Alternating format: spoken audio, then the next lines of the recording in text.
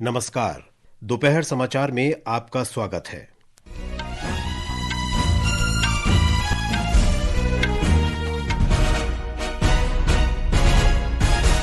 राष्ट्रपति के अभिभाषण पर धन्यवाद प्रस्ताव पर राज्यसभा में चर्चा जारी। प्रधानमंत्री नरेंद्र मोदी आज शाम चर्चा का जवाब देंगे। विदेश मंत्री डॉक्टर सुब्रमण्यम जयशंकर ने अमेरिका से निर्वासित भारतीय नागरिकों के मुद्दे पर राज्यसभा में बयान दिया। कहा, वापसी की प्रक्रिया कोई नई बात नहीं। प्रयागराज में आज आयोजित जनजातीय युवा कुंभ में देश भर से 8,000 से अधिक जनजातीय युवा हिस्सा ले रहे हैं। अमेरिकी डाक सेवा ने चीन और हांगकांग से आने वाले पार्सलों पर रोक लगाने के फैसले को वापस लिया। और क्रिकेट में इंग्लैंड ने नागपुर में भारत के खिलाफ पहले वनडे में बल्लेबाजी करने का फैसला किया। दोपहर समाचार के साथ मैं विशाल शर्मा। संसद में राष्ट्रपति के अभिभाषण पर धन्यवाद प्रस्ताव पर आज राज्यसभा में चर्चा फिर शुरू हुई। भारतीय जनता पार्टी के देवेंद्र प्रताप सिंह ने कहा कि सरकार ने किसानों के हित में कई कदम उठाए हैं, जिनमें कृषि उपज के लिए न्यूनतम समर्थन मूल्य सुनिश्चित करना और अनुसूचित जाति तथा अनुसूचित जनजाति के लोगों की समृद्धि शामिल है।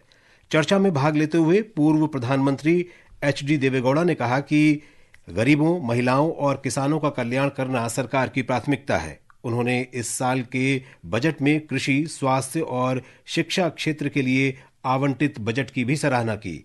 चर्चा जारी है। प्रधानमंत्री नरेंद्र मोदी संसद के दोनों सदनों की संयुक्त बैठक में राष्ट्रपति के अभिभाषण के धन्यवाद प्रस्ताव पर आज शाम राज्यसभा में चर्चा का जवाब देंगे। संसदीय कार्य मंत्री किरेन रिजिजू ने सोशल मीडिया पोस्ट में इसकी जानकारी दी। 2 दिन पहले ही लोकसभा ने राष्ट्रपति के अभिभाषण पर धन्यवाद प्रस्ताव पारित किया था। विदेश मंत्री डॉक्टर सुब्रमण्यम जयशंकर ने अमेरिका में अवैध रूप से रह रहे भारतीय नागरिकों को वापस भेजे जाने के मुद्दे पर आज राज्यसभा में बयान दिया। राज्यसभा में डॉक्टर एस जयशंकर ने कहा कि भारतीयों को अमेरिका से भेजे जाने की प्रक्रिया कोई नई बात नहीं है। इससे पहले भी लोग वापस भेजे जाते रहे हैं। ये एक सामान्य प्रक्रिया है जिसे अंतर्राष्ट्रीय कानून के अंतर्गत किया गया है।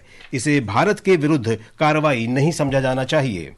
डॉक्टर जयशंकर ने कहा कि वर्ष 2009 में 734 लोगों और 2024 में 1,368 लोगों को वापस भेजा गया था। उन्होंने कहा कि भारत सरकार अमेरिकी प्रशासन के संपर्क में है और ये सुनिश्चित किया जा रहा है कि भारतीय नागरिकों के साथ किसी प्रकार का दुर्व्यवहार न हो।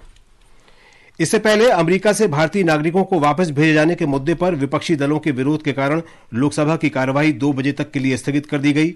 सदन की कार्यवाही 12 बजे फिर से शुरू होने के बाद विपक्षी दलों ने नारेबाजी शुरू कर दी और विरोध जारी रखा। ये सदस्य सदन के बीचों बीच पहुंच गए और इस मुद्दे पर बहस की मांग करने लगे। हंगामा जारी रहने के कारण सदन की कार्यवाही 2 बजे तक के लिए स्थगित कर दी गई। कांग्रेस और समाजवादी पार्टी के सांसदों ने आज अमेरिका से भारतीय नागरिकों को वापस भेजे जाने के मुद्दे पर संसद के बाहर विरोध प्रदर्शन किया। कांग्रेस सांसद शशि थरूर ने कहा कि ये प्रदर्शन अमेरिका द्वारा भारतीयों को वापस भेजे जाने के तरीके के विरोध में है। उन्होंने कहा कि अमेरिका के पास अपने देश में अवैध रूप से रह रहे लोगों को वापस भेजने का कानूनी अधिकार है, लेकिन जिस तरह से ये किया गया वो स्वीकार्य नहीं है। विदेश मंत्री डॉक्टर सुब्रमण्यम जयशंकर ने कहा है कि देश से बाहर पढ़ रहे भारतीय विद्यार्थियों की सुरक्षा और उनका कल्याण सरकार की प्राथमिकता है। राज्यसभा में पूरक प्रश्नों का उत्तर देते हुए उन्होंने कहा कि सरकार ने युद्धग्रस्त क्षेत्रों से स्वदेश लौटे विद्यार्थियों की बेहतरी के लिए कई कदम उठाए हैं। विदेश मंत्री ने कहा कि सरकार ऐसे विद्यार्थियों के प्रति सहानुभूतिपूर्ण और जवाबदेही का रवैया रखती है। The government carefully monitors the number of students in all foreign countries. We also carefully monitor their welfare. Wherever there is a situation of any tension or likelihood of violence, we alert students, as we had done in Ukraine. Where there is a requirement for us to take any further steps, like running a flight for their rescue or any other situation like that, we are prepared. We always have contingency plans for that. Doctor Jaishankar ने कहा कि सरकार संघर्ष वाले देशों से सैकड़ों छात्र छात्राओं को स्वदेश लेकर आई है। उन्होंने कहा कि सरकार ने मेडिकल के छात्र और छात्राओं को अपने शैक्षणिक पाठ्यक्रमों को किसी तीसरे देश में स्थानांतरित करने की अनुमति दे दी है और प्रायोगिक परीक्षाओं की सुविधा भारत में ही उपलब्ध कराई गई है। सरकार ने कहा है कि डिजिटल भुगतान में धोखाधड़ी के बढ़ते अपराध से निपटने के लिए कई कदम उठाए गए हैं। राज्यसभा में एक लिखित प्रश्न के उत्तर में वित्त राज्य मंत्री पंकज चौधरी ने कहा कि भारतीय रिजर्व बैंक के अनुसार वित्त वर्ष 2022-23 में 270 करोड़ रुपए से अधिक की धोखाधड़ी के 6,699 मामले और वित्त वर्ष 2023-24 में 1,470 करोड़ से अधिक राशि के 29,000 से अधिक मामले दर्ज किए गए। श्री चौधरी ने कहा कि सरकार ने डिजिटल धोखाधड़ी के खतरे से निपटने के लिए कई उपाय किए हैं। इनमें बैंकों को इंटरनेट, मोबाइल बैंकिंग, कार्ड भुगतान जैसे विभिन्न भुगतान चैनलों के लिए सुरक्षा नियंत्रण के एक सामान्य न्यूनतम मानक को लागू करने का निर्देश दिया गया है। श्री चौधरी ने यह भी कहा कि यूपीआई लेनदेन से संबंधित धोखाधड़ी को रोकने के लिए national payments corporation of India ने मोबाइल नंबरों और उपकरणों के बीच डिवाइस बाइंडिंग, पिन के माध्यम से 2 कारक प्रमाणीकरण, दैनिक लेनदेन की सीमा और उपयोग के मामलों पर सीमाएं निर्धारित की हैं और अंकुश लगाया है। संचार मंत्री ज्योतिरादित्य सिंधिया ने कहा है कि सरकार ने देश के जनजातीय गांवों और बस्तियों में संचार के साथ साथ उनके सर्वांगीण विकास पर प्रमुखता से ध्यान दिया है। वे आज राज्यसभा में पूरक प्रश्नों का उत्तर दे रहे थे।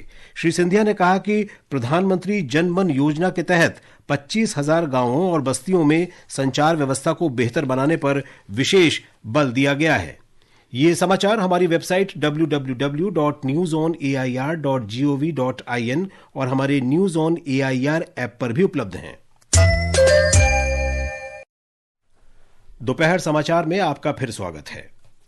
प्रयागराज महाकुंभ में आज जनजातीय सांस्कृतिक समागम 2025 के तहत युवा कुंभ का आयोजन किया जा रहा है। हमारे संवाददाता ने बताया है कि इसमें देश भर से 8,000 से अधिक आदिवासी युवा भाग ले रहे हैं।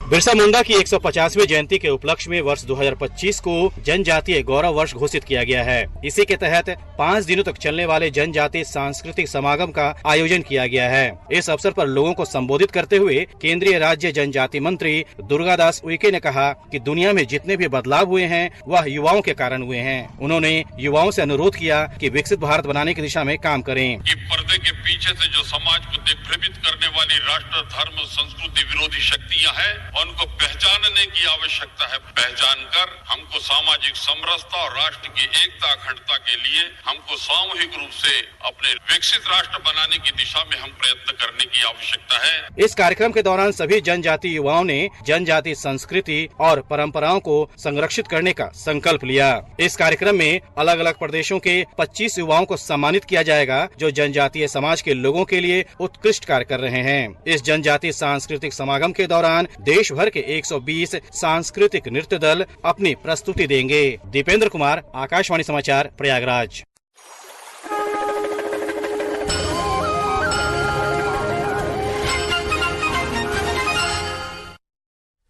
दिल्ली विधानसभा चुनाव में कल हुए शांतिपूर्ण मतदान के बाद सभी इलेक्ट्रॉनिक वोटिंग मशीन को स्ट्रांग रूम में सुरक्षित रख दिया गया है। निर्वाचन आयोग और पुलिस अधिकारी इनकी निगरानी में तैनात हैं। वोटों की गिनती के लिए 11 जिलों में 19 मतगणना केंद्र बनाए गए हैं। 70 सीटों के लिए 699 उम्मीदवारों के राजनीतिक भाग्य का फैसला शनिवार को होगा। परीक्षा पे चर्चा का 8वां संस्करण 8 एपिसोड के एक नए प्रारूप में आयोजित किया जाएगा। ये कार्यक्रम नई दिल्ली के भारत मंडपम में इस महीने की 10 तारीख को आयोजित किया जाएगा। शिक्षा मंत्रालय ने कहा है कि कार्यक्रम के नए प्रारूप में विभिन्न क्षेत्रों के प्रतिष्ठित व्यक्तित्व विद्यार्थियों के साथ बातचीत करेंगे और अपने अनुभव तथा ज्ञान साझा करेंगे। मंत्रालय ने बताया कि इस कार्यक्रम में प्रत्येक राज्य और केंद्र शासित प्रदेश से 36 विद्यार्थियों का चयन विभिन्न स्कूलों से किया गया है। परीक्षा पे चर्चा की पहली कड़ी में प्रधानमंत्री विद्यार्थियों के साथ बातचीत करेंगे। इस कार्यक्रम का सीधा प्रसारण दूरदर्शन, स्वयं प्रभा, प्रधानमंत्री कार्यालय के यूट्यूब चैनल और शिक्षा तथा सूचना और प्रसारण मंत्रालयों के सोशल मीडिया चैनलों पर किया जाएगा। मध्य प्रदेश के उमरिया जिले में NH-43 पर आज 2 ट्रकों की टक्कर में 4 लोगों की मौत हो गई और 2 गंभीर रूप से घायल हो गए। घायलों को अस्पताल में भर्ती कराया गया है। मृतकों में 3 महिलाएं हैं। बंबई शेयर बाजार का सेंसेक्स और निफ्टी आज दोपहर में 0.5% से अधिक की गिरावट के साथ कारोबार कर रहे थे। ताजा समाचार मिलने तक 30 शेयरों वाला सेंसेक्स 410 अंक गिरकर 77,862 पर कारोबार कर रहा था। नेशनल स्टॉक एक्सचेंज का निफ्टी भी लगभग 50 अंक गिरकर 23,567 पर आ गया। ये समाचार आकाशवाणी से प्रसारित किए जा रहे हैं। ताजा समाचार जानने के लिए आप हमारे social media handle x@AIR News Hindi को फॉलो कर सकते हैं। ये आकाशवाणी है। अमेरिकी डाक सेवा USPS ने बड़े व्यापारिक व्यवधानों की आशंका के बाद चीन और हांगकांग से आने वाले पार्सलों को रोकने का अपना निर्णय वापस ले लिया है। मीडिया की खबरों के अनुसार चीन और हांगकांग से आने वाले पैकेज को रोकने का निर्णय अमेरिकी राष्ट्रपति डोनाल्ड ट्रंप द्वारा चीन पर लगाए गए शुल्क का परिणाम था। इन शुल्कों के अलावा ट्रंप ने कम मूल्य के पैकेज के लिए शुल्क मुक्त छूट में भी कटौती की है। ये पैकेज अधिकतर चीन के ऑनलाइन खुदरा कारोबारियों से आते हैं। अमेरिकी अंतर्राष्ट्रीय विकास एजेंसी USAID ने घोषणा की है कि प्रत्यक्ष रूप से नियुक्त सभी कर्मचारी विश्व भर में प्रशासनिक अवकाश पर भेजे जाएंगे। इस एजेंसी का विलय विदेश विभाग के साथ करने संबंधी राष्ट्रपति डोनाल्ड ट्रंप के आदेशों के बाद यह निर्णय लिया गया है। एजेंसी ने एक बयान में कहा कि विदेशों में कार्यरत USAID के कर्मचारियों को वापस बुलाने की योजना है। कांग्रेसनल रिसर्च सर्विस के आंकड़ों के अनुसार USAID को 10,000 से अधिक कर्मचारी हैं।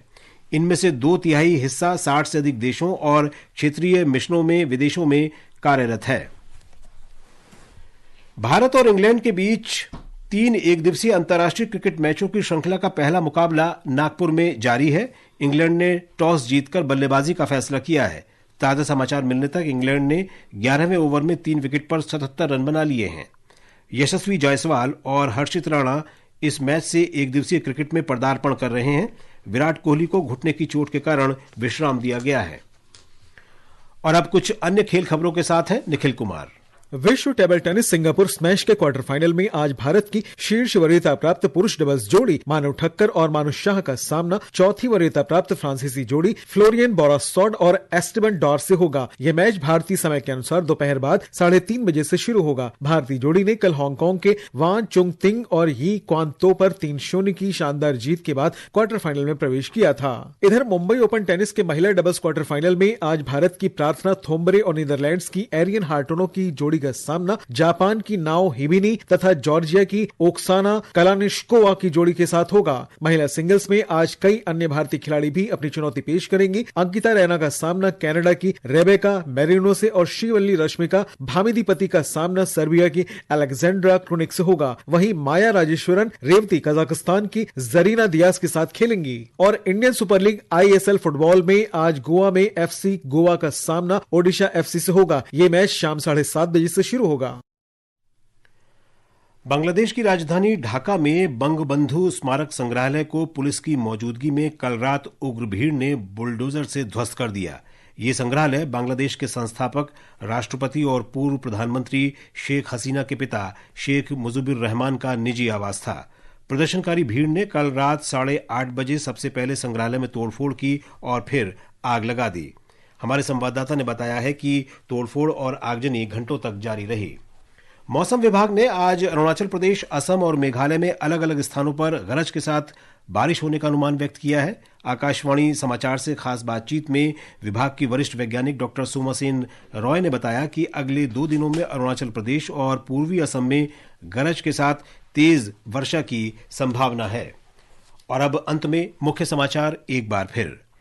राष्ट्रपति के अभिभाषण पर धन्यवाद प्रस्ताव पर राज्यसभा में चर्चा जारी। प्रधानमंत्री नरेंद्र मोदी आज शाम प्रस्ताव का जवाब देंगे। डॉक्टर सुब्रमण्यम जयशंकर ने अमेरिका से निर्वासित भारतीय नागरिकों पर राज्यसभा में वक्तव्य में कहा, ये एक सामान्य प्रक्रिया है जिसे अंतर्राष्ट्रीय कानून के तहत किया गया है। प्रयागराज में आज आयोजित जनजातीय युवा कुंभ में देश भर से 8,000 से अधिक जनजातीय युवा हिस्सा ले रहे हैं। अमेरिकी डाक सेवा ने चीन और हांगकांग से आने वाले पार्सलों पर रोक लगाने के फैसले को वापस लिया। और क्रिकेट में इंग्लैंड ने नागपुर में भारत के खिलाफ पहले एक दिवसीय अंतर्राष्ट्रीय मैच में बल्लेबाजी करने का फैसला किया। इसके साथ ही दोपहर समाचार का ये अंक समाप्त हुआ। नमस्कार।